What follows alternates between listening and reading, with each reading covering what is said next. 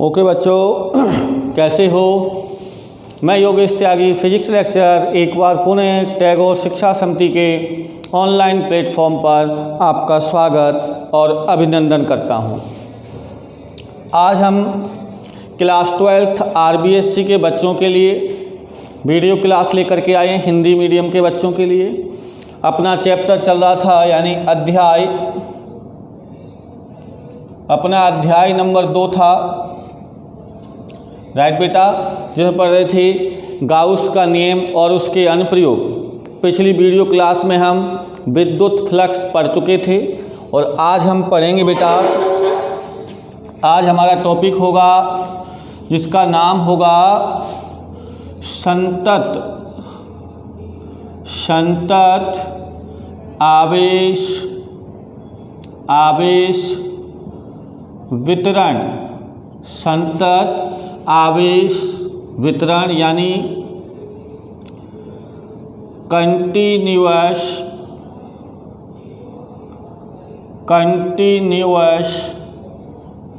Charge distribution. तो आज हम पढ़ने वाले हैं संतत आवेश वितरण, कंटिन्यूअस चार्ज डिस्ट्रीब्यूशन। क्या होता है बेटा? जब किसी वस्तु पर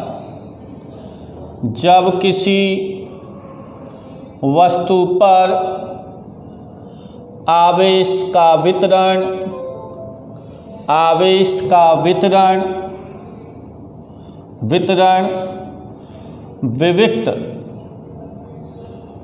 विविक्त न होकर कैसा होता है बेटा? सतत होता है। जब किसी वस्तु पर आवेश का वितरण विविक्त न होकर सतत रूप से होता है। किससे होता है बेटा? सतत रूप से होता है।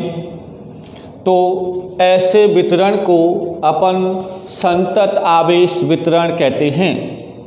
अब बात ये उठती है सर कि विविक्त क्या होता है और सतत क्या होता है? तो देखिए, जब आवेश का वितरण सूक्ष्म पैमाने पर हो, किस पर हो? सूक्ष्म पैमाने पर हो, तो इसे कहते हैं बेटा क्वांटीकृत या इसको कहते हैं बेटा विविक्त। मेरे हिसाब से अब आपकी समझ में आ गया होगा। यानी जब आवेश का वितरण किसी वस्तु पर सूक्ष्म पैमाने पर होगा, जैसे एक क्लास में अगर 5 से 7 स्टूडेंट बैठे हैं, जैसा कि कोरोना काल में हो रहा है, तो इस प्रकार का वितरण क्या है बेटा? इस प्रकार के वितरण को कहते हैं क्वांटीकृत या विविक्त, यानी सूक्ष्म पैमाने पर है। क्लास बहुत बड़ी है लेकिन उसमें बैठने वाले स्टूडेंट की संख्या सूक्ष्म है, तो इस वितरण को हम क्या कहेंगे? विविक्त कहेंगे या क्वांटीकृत कहेंगे। और यदि आवेश का वितरण बृहद पैमाने पर हो, किस पर हो बेटा? बृहद मतलब बहुत अधिक संख्या में हो। जैसे एक क्लास जिसमें कि 50 से 60 स्टूडेंट बैठे हैं, जो कि बहुत नज़दीक पास बैठे हैं, तो ऐसे वितरण को हम क्या कहेंगे? सतत। ऐसे वितरण को सतत वितरण कहा जाता है, राइट बेटा। तो ये बात क्लियर हो जानी चाहिए कि यदि सूक्ष्म पैमाने पर वितरण होता है तो उसे क्वांटीकृत या उसे विविक्त कहा जाता है, और यदि बृहद पैमाने पर हो यानी बहुत अधिक संख्या में हो तो उसे कहा जाता है सतत यानी लगातार, राइट। अब हम बात कर लेते हैं इसके प्रकार, संतत आवेश वितरण के प्रकार। तो बेटा ये 3 प्रकार का होता है। कितने प्रकार का होता है? 3 प्रकार का होता है। इन तीनों प्रकारों को हम पढ़ लेते हैं। अब सुने आप 3 प्रकार को कैसे पढ़ना है। एक पढ़ाऊंगा बेटा बाकी दोनों आपको फ्री मिलने वाले हैं। तो सुनिए आप, मैं यहाँ पर लिखता हूँ संतत आवेश वितरण। इसके करेंगे अपन 3 भाग। कितने भाग करेंगे बेटा? 3 भाग। तो नंबर 1 पहला है रैखिक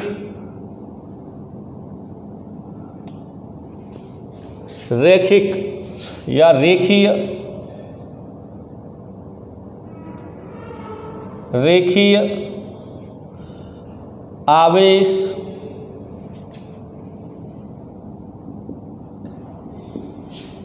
आवेश वितरण। राइट बेटा, कौन सा? रेखीय आवेश वितरण। तो पहले बेटा इसको कंप्लीट कर लेते हैं अपन, रेखीय आवेश वितरण को। राइट, तो सुनिए बेटा क्या होता है कि जब, नाम से पता लग रहा है कि जब आवेश का वितरण किसी रेखा पर एक समान रूप से होता है तो उसे रेखीय आवेश वितरण कहते हैं। एक बार फिर सुन लें, जब आवेश का वितरण किसी रेखा पर एक समान रूप से होता है तो उसे रेखीय आवेश वितरण कहते हैं। इसमें आता है रेखीय आवेश घनत्व। रेखीय आवेश घनत्व, तो बेटा रेखीय आवेश घनत्व बराबर होता है आवेश बटे लंबाई। देखिए घनत्व बराबर क्या होता है, जिस राशि का आप घनत्व निकाल रहे हैं, जैसे घनत्व किसका, अगर केवल घनत्व होता तो घनत्व बराबर होता है द्रव्यमान बटे आयतन, लेकिन इसने आगे शब्द लगा दिया आवेश घनत्व। तो किसका घनत्व निकाल रहा है? आवेश का। तो ऊपर क्या आ गया? आवेश। और किसके लिए निकाल रहा है? रेखा के लिए। तो बेटा रेखा में लंबाई होती है, न क्षेत्रफल होता न आयतन होता, इसलिए नीचे हमेशा आयतन आए, ये आपकी गलतफहमी है घनत्व में, क्योंकि हम किसके लिए निकाल रहे हैं? रेखा के लिए। तो रेखा में केवल क्या होती है? लंबाई, इसलिए इसको लिख दिया आवेश बटे लंबाई। और बेटा इसका जो सिंबल होता है, संकेत होता है, उसे लिखा जाता है लैम्डा से। तो लैम्डा बराबर ये हो जाएगा आवेश Q और लंबाई क्या हो जाएगी? L। और यदि किसी अल्पांश की बात करें, सैंपल की बात करें, तो आवेश, कुल आवेश Q है तो उसका सैंपल कितना हो जाएगा? dQ। और यदि कुल लंबाई L है तो ये dQ आवेश कितनी लंबाई में वितरित होगा? ये होगा dL लंबाई में, यहाँ स्मॉल l ले लेता हूँ, तो ये हो जाएगा dL। तो अब बात आती है इसकी परिभाषा की, तो कितना आसान है। देखिए यहाँ से किसी रेखा की, फिर सुनना, किसी रेखा की इकाई लंबाई पर उपस्थित आवेश की मात्रा को रेखीय आवेश घनत्व कहते हैं। फिर सुने, किसी रेखा की इकाई लंबाई पर उपस्थित आवेश को रेखीय आवेश घनत्व कहते हैं। ये रहा यहाँ से। अब यहाँ से देखिए इधर मात्रक इसका मात्रक। तो बेटा मात्रक क्या आएगा? देखो Q, इसका मात्रक निकाल रहे हैं तो Q क्या है? आवेश। तो आवेश के लिए क्या आता है बेटा? कूलाम। और लंबाई के लिए क्या आता है? मीटर। तो इसका मात्रक हो जाएगा कूलाम बटे मीटर। और अब आती है विमा। अगर इसकी विमा पूछता है तो कूलाम किसका मात्रक है बेटा? आवेश का। और Q बराबर क्या होता है? IT। और नीचे क्या है? मीटर। तो I का मात्रक क्या होता है बेटा? बोलो। एम्पियर। और समय का क्या होता है? सेकंड। यानी ये हो जाएगा एम्पियर, क्या लिखेंगे बेटा? एम्पियर इंटू सेकंड बटे मीटर। तो विमा कैसे लिखेंगे बेटा इसकी? देखो ऐसे लिख दो, MLT। मास कहीं नहीं है तो 0। लेंथ मीटर है, ऊपर जाएगी तो -1, टाइम 1 है तो प्लस और 1 एम्पियर है तो A1, ये इसकी क्या कहलाएगी बेटा, विमा होगी। तो ये रेखीय आवेश घनत्व का बायोडाटा था। अब हम निकालते हैं कि इस रेखीय आवेश वितरण के लिए विद्युत क्षेत्र की तीव्रता क्या निकालते हैं बेटा। मैं कह रहा हूँ इसको ढंग से समझ लो, बाकी दोनों फ्री मिलने वाले हैं आपको। अब निकालते हैं इसके लिए विद्युत क्षेत्र की तीव्रता। राइट बेटा, तो सुनिए कि अगर ये कोई रेखा है या रेखीय चालक है जिस पर धन आवेश एक समान रूप से वितरित है। राइट बेटा, इनको गिनना नहीं है कि मैं कितने 1 2 3, ये तो कितना भी, अगर आपकी रेखा छोटी या बड़ी हो जाए तो आप कितने भी लगा सकते हैं, यानी एक समान रूप से इसका क्या है, वितरण है। अगर ये कुल आवेश कितना है बेटा, Q है, कुल आवेश कितना Q है, तो हम यहाँ पर ये लंबाई अल्पांश ले लेते हैं कितना बेटा, dl। लंबाई अल्पांश क्या लिया, dl, तो इस पर आवेश कितना होगा, राइट बेटा, dq। मैंने पहले बोला था अगर लंबाई कुल कितनी है l, तो उस पर कुल आवेश कितना है, स्मॉल q। तो ऐसी कंडीशन में क्या होगा कि यदि हमने एक लंबाई का मान कितना लिया अल्पांश में, तो इस लंबाई पर आवेश भी कितना होगा, dq। ये सैंपल आवेश है।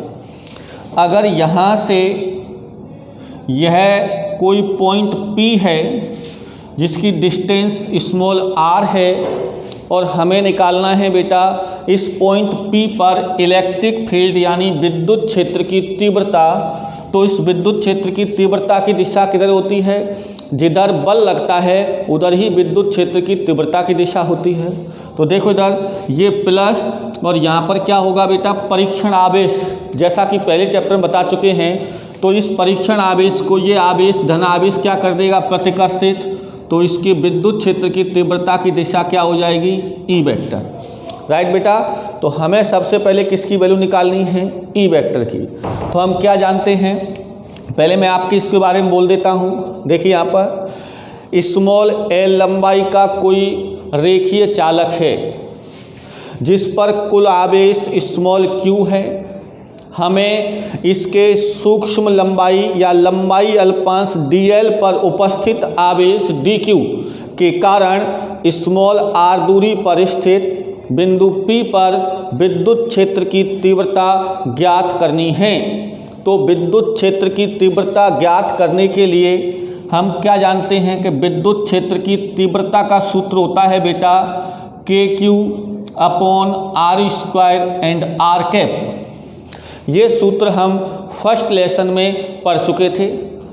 अब बात करते हैं कि अगर ये Q कुल आवेश था जिसके कारण विद्युत क्षेत्र की तीव्रता निकाल रहे हैं, यहाँ आवेश कितना है, dq है, तो तीव्रता भी किसके रूप में होगी, dE, क्योंकि यह तीव्रता कुल आवेश के कारण है। तो अल्पांश आवेश के कारण कितनी होगी, dE वेक्टर बराबर k का मान कितना होता है बेटा, 1/4πε0, और q की जगह क्या आ जाएगा बेटा, dq, और आज डिस्टेंस वहाँ भी r थी यहाँ भी r है तो r², और ये क्या आ जाएगा, r कैप। राइट बेटा, अब हमें क्या निकालनी है, पूरे रेखीय चालक तार के कारण विद्युत क्षेत्र की तीव्रता। तो इसका क्या कर देंगे, समाकलन करने पर, जब इसका समाकलन करेंगे बेटा तो ये हो जाएगा समाकलन ऑफ dE वेक्टर बराबर समाकलन of 1/4πε0 dq/r² and r cap. Right, अब dE वेक्टर का समाकलन क्या हो जाएगा बेटा, क्या हो जाएगा, E वेक्टर। अब मुझे बताओ इसमें कांस्टेंट क्या है, 1/4πε0, इसे कहाँ लिख लेंगे, बाहर, और इसको लिख देंगे dq/r² एंड r कैप। अब dq की वैल्यू यहाँ पुट की जा सकती है, कहाँ से, देखो ये रही, हमने क्या पढ़ा यहाँ से, देखो इधर लैम्डा बराबर क्या पढ़ा, D Q upon D L.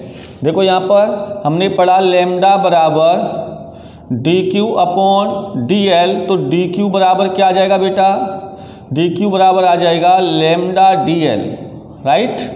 ये वैल्यू यहाँ पुट कर देंगे और जब यहाँ पुट करेंगे तो ये हो जाएगा ई वेक्टर बराबर ये हो जाएगा 1/4 पाई एप्सिलॉन नॉट समाकलन डी क्यू की जगह क्या आ जाएगा बेटा, lambda D L upon R square into R cap.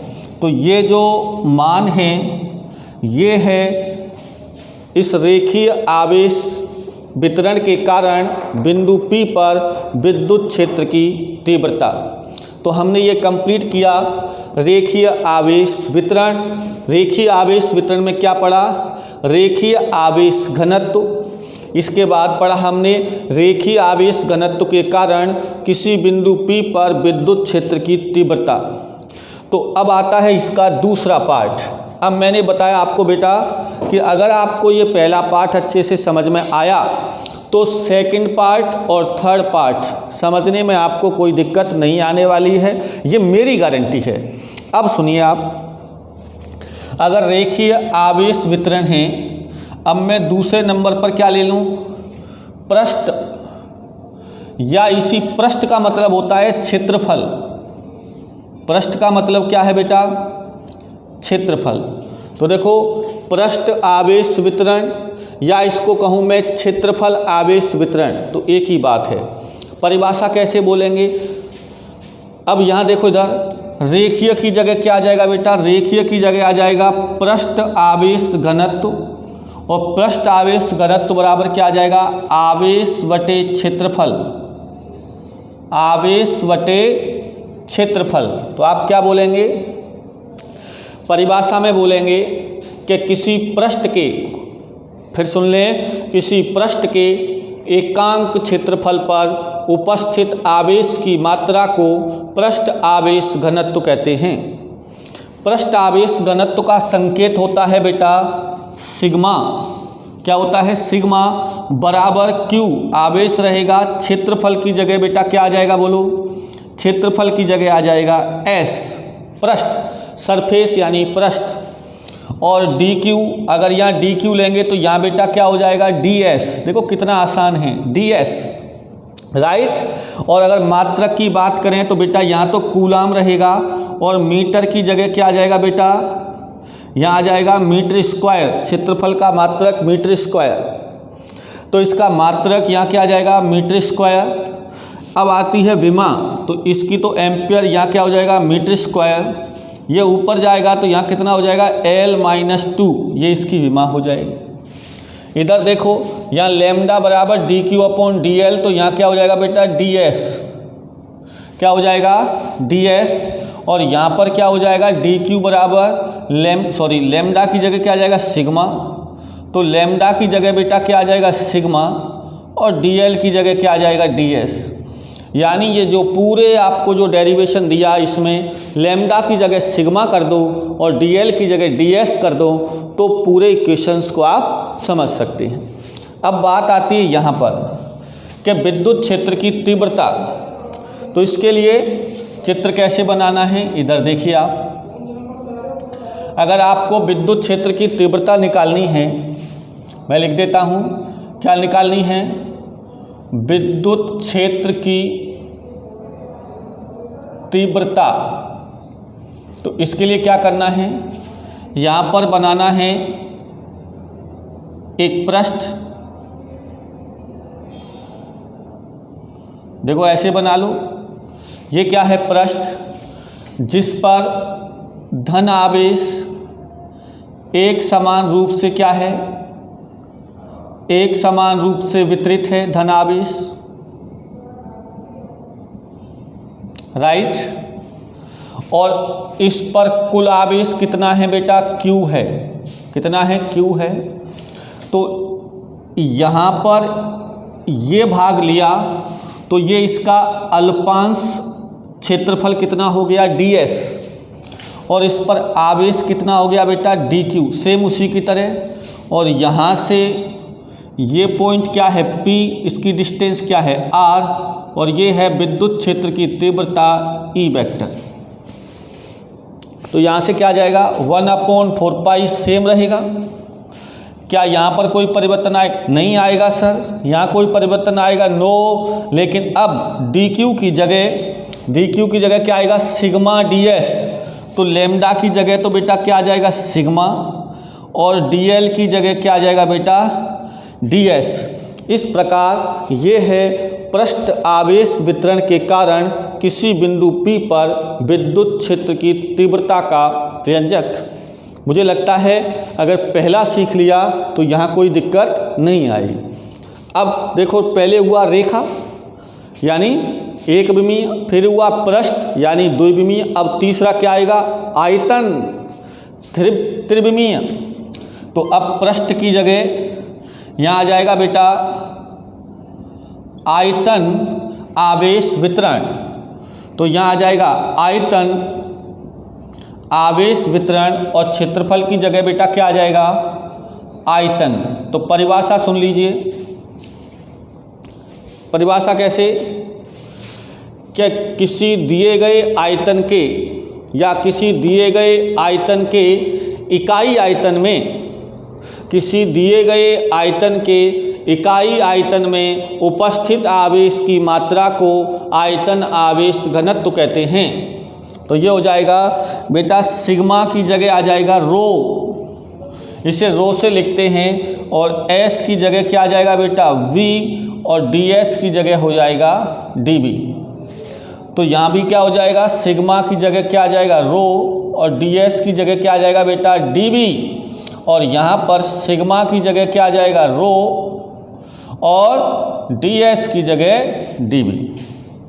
मात्रक की बात करें तो ये मीटर स्क्वायर की जगह मीटर क्यूब हो जाएगा, क्या हो जाएगा मीटर की घात 3, मीटर की घात 3, तो यहाँ हो जाएगा L-3, राइट। अब विद्युत क्षेत्र की तीव्रता, तो अब यहाँ पृष्ठ था, अब पृष्ठ की जगह क्या आ जाएगा बेटा, अब पृष्ठ की जगह आ जाएगा कोई ऐसा चित्र जिसमें आयतन होना चाहिए। तो इसके लिए हम एक क्यूब बना लेते हैं,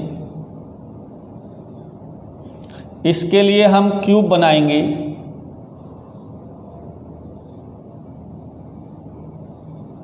इसके लिए हमने ये कोई क्यूब बनाया, राइट बेटा, जिसमें आवेश एक समान रूप से क्या है, एक समान रूप से वितरित है, एक समान रूप से वितरित है। तो इस पर कुल आवेश कितना है बेटा Q। तो यहाँ लेते हैं एक अल्पांश, तो अल्पांश बेटा कैसे बना लेंगे, अल्पांश भी कैसा होगा फिर एक क्यूब की फॉर्म में होगा, इसमें भी प्लस आवेश है। और इस अल्पांश के लिए इसका आयतन क्या हो जाएगा बेटा, इसका आयतन हो जाएगा dv, और इस अल्पांश में आवेश कितना हो जाएगा dq, और यहाँ से r दूरी पर कोई पॉइंट होगा P जहाँ विद्युत क्षेत्र की तीव्रता की दिशा होगी यह। तो क्या इनमें कोई परिवर्तन आएगा, बिल्कुल नहीं आएगा बेटा, यहाँ कोई परिवर्तन नहीं आएगा। तो ऐसी स्थिति में कहाँ परिवर्तन आएगा, देखो dq अपन, अब dq की जगह क्या आएगा बेटा, dq की जगह आएगा रो dv, सिग्मा की जगह रो आ जाएगा, और ds की जगह क्या आ जाएगा बेटा dv आ जाएगा, राइट। तो इस प्रकार हमने तीनों पढ़े, कौन कौन से, संतत आवेश वितरण में रेखीय आवेश वितरण, पृष्ठ आवेश वितरण, आयतन आवेश वितरण। तो इस प्रकार हमने संतत आवेश वितरण को कंप्लीट किया। नेक्स्ट टॉपिक नेक्स्ट लेक्चर में पढ़ेंगे। धन्यवाद।